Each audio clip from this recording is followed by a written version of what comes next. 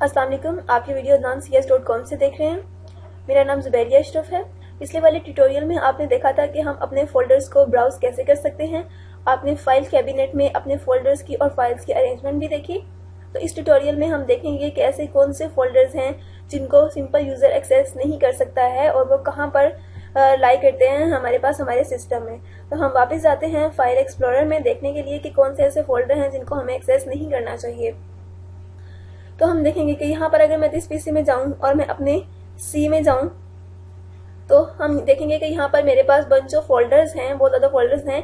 इनमें कुछ ऐसे फोल्डर्स हैं जिनको सिंपल यूज़र एक्सेस नहीं करता क्योंकि उसको इसके साथ कोई काम नहीं होता।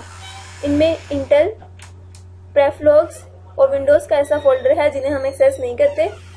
सिर्फ वही यूज़र इनको एक्सेस करते हैं जो कि थोड़े एडवांस यूज़र्स होते हैं।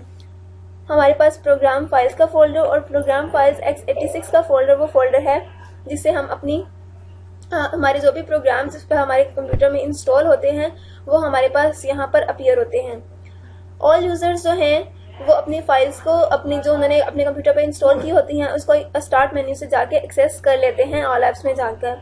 लेकिन बहुत से जो एडवांस यूजर्स होते हैं वो प्रोग्राम फाइल्स और प्रोग्राम फाइल 86 पर जाके फाइल्स की लोकेशन अपने इंस्टॉल प्रोग्राम की लोकेशन पर जाकर उन्हें वहां से एक्सेस करते हैं। तो मोस्ट प्रोबेबली यूजर्स जो हैं कंप्यूटर यूजर्स जो हैं जिस फोल्डर को ज़्यादातर एक्सेस करते हैं वो यूजर्स का फोल्डर है। अगर इस फोल्डर में जाएं तो हम देखेंगे मेरे पास यहाँ पर 4 फोल्डर्स हैं, लेकिन आपके केस में एटलीस्ट 2 फोल्डर्स होने चाहिए।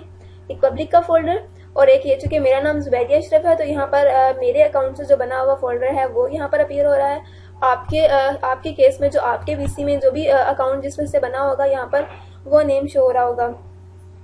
ठीक है, ये दोनों ऐसे फोल्डर्स हैं जिनको हम एक्सेस कर सकते हैं। अगर मैं पब्लिक के फोल्डर में जाऊँ तो देखेंगे मेरे पास यहाँ पर और भी मल्टीपल फोल्डर्स आगे हैं। अगर मैं म्यूजिक पे जाऊँ तो मेरे पास क्योंकि यहाँ पर कोई म्यूजिक की फाइल जो मैंने यहाँ पर कोई भी सेव नहीं की हुई तो यहाँ पर कोई भी नहीं होगी।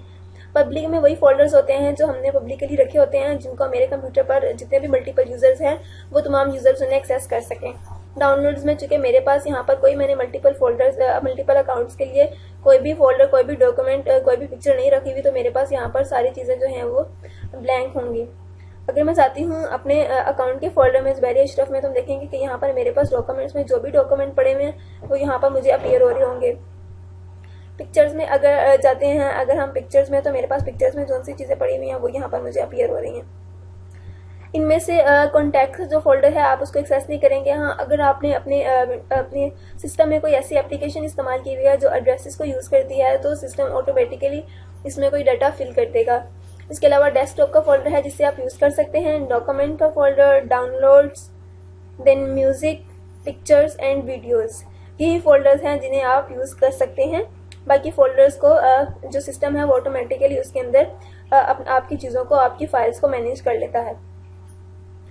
तो यही वो चीज़ थी कि हमें कौन से फोल्डर्स को एक्सेस करना है सिंपल यूजर्स को और कौन से फोल्डर्स को सिंपल यूजर को एक्सेस नहीं करना है, क्योंकि वहां से अगर कोई भी चीज़ हिल जाएगी, कोई ड्रैग एंड ड्रॉप कुछ भी हो जाएगा गलती से या कोई फाइल जो है वो डिलीट हो जाएगी तो फिर हमारे सिस्टम में प्रॉब्लम होगी। इस वजह से हम इन फोल्डर्स को एक्सेस नहीं करेंगे सिंपल यूजर।